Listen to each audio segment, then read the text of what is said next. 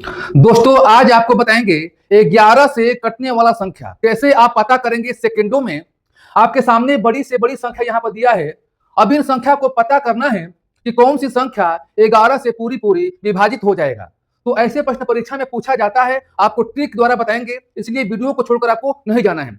कितनी भी बड़ी से बड़ी संख्या है एकदम ट्रिक बताएंगे कि आप उसको जल्दी कर लेंगे। तो चलिए हम स्टार्ट करते हैं। सबसे पहले लेते हैं प्रश्न और आपको बताते हैं। देखिए आपके सामने इतनी बड़ी संख्या है, ऐसे ऐसे संख्या आएगा या इससे छोटे भी आ सकता है। तो इनको चेक करना है कि यह संख्या 11 से विभाजित होगी कि नहीं होगी। तो सबसे पहले हम शुरुआत कहां से करेंगे, इन प्रश्नों को करेंगे कैसे। देखिए आपको क्या करना है कि पहला संख्या यहां पर क्या है, 6 है। तो पहला संख्या आपको लेना है और एक संख्या छोड़ देना है, यानी एक लेना है और एक आपको छोड़ना है। अल्टरनेट करना है। आपने एक लिया एक छोड़ा, एक लिया एक छोड़ा, एक लिया एक छोड़ा, एक लिया एक छोड़ा, ठीक है। जो आपने लाइनिंग बनाए हैं, जिन संख्या को आप लिए हैं उसको आप जोड़ दीजिए। ये आप लिए हैं 6 प्लस 8 प्लस 5 प्लस 7, आप इसको जोड़ेंगे। 6 व 14 5 19, 19 7 कितना होगा, 26 हो जाएगा। आप यहां पर लिखेंगे 26, ठीक है। जो अब बाकी अंक बचा है उसको आपको लेकर जोड़ना है। एक क्या बचा है, 1 प्लस में 9 प्लस में 2 प्लस में क्या बचा है, 3 बचा है। इनको जोड़िए।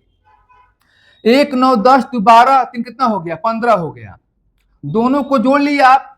अब दोनों का अंतर कीजिए, 26 और 15 को घटाइए, अंतर कीजिए। 26 में से 15 घटाना है, कितना हो गया, 11 हो गया।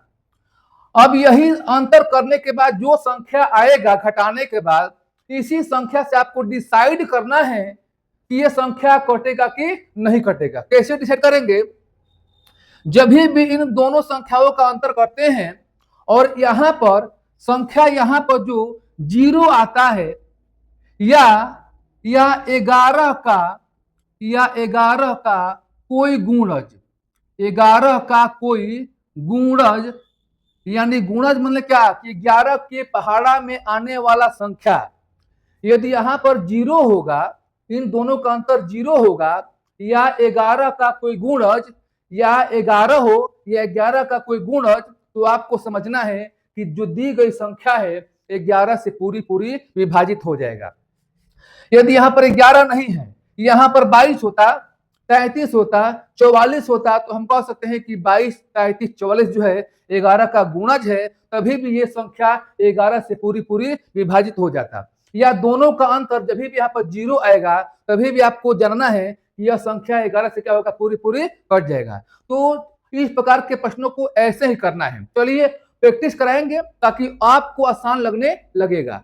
अगले प्रश्नों को कराते हैं। अब इन प्रश्नों को देखते हैं, इनको भी वैसे ही करेंगे। यहां पर शुरू में कौन सा अंक है, 5 है, यानी एक आपको लेना है एक छोड़ना है। आपको करना है अल्टरनेट। यहां तक समझ गए, 5 लिए अगला छोड़े, एक लिए अगला छोड़े, ये लिए अगला छोड़े, एक, यानी एक एक आपको लेना है और एक एक छोड़ देना है।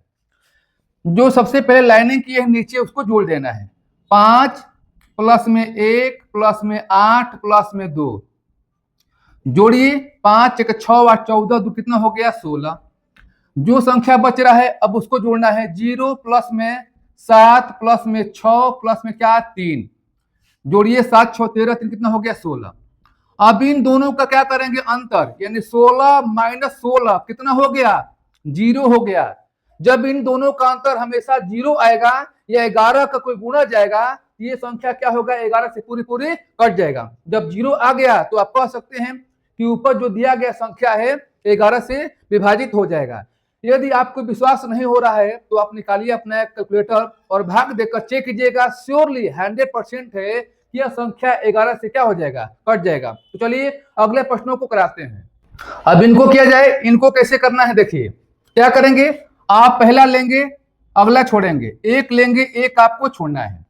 जो लिए हैं पहले जोड़िए। 8 धन 9 धन 6 धन 1, यानी सबको क्या किया, प्लस कर दिया।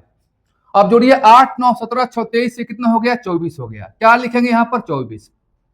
अब यहां पर देखिए जो संख्या बचा है 4 प्लस 3 प्लस 2 प्लस में क्या लिखेंगे 5, जोड़िए इनको, 4 3 7 2 9 5 14, 14 हो गया, ये 24 ये 14, यानी दोनों क्या करेंगे अंतर करेंगे, अंतर कितना हो जाएगा 10 हो जाएगा। अब यहाँ न 0 है न कोई 11 है न 11 का कोई गुणज है, जब इन तीनों में से कुछ भी नहीं है, यह जो दी गई संख्या है 11 से विभाजित जो है नहीं होगा। ठीक है, तो मैं ऐसा करता हूं कि इन प्रश्नों को आप समझ गए होंगे। चलिए एक और प्रश्नों को हम लेते हैं। इनको देखिए वैसे ही करेंगे, क्या करेंगे 9 लेंगे 8 छोड़ेंगे, यानी एक संख्या लेना है, एक संख्या आपको छोड़ देना है। देखिए 9 लिए अगला छोड़े हैं, एक लिए अगला छोड़े हैं, ये लिए हैं अगला छोड़े हैं, एक लिए हैं एक अगला छोड़े हैं, ऐसे करना है।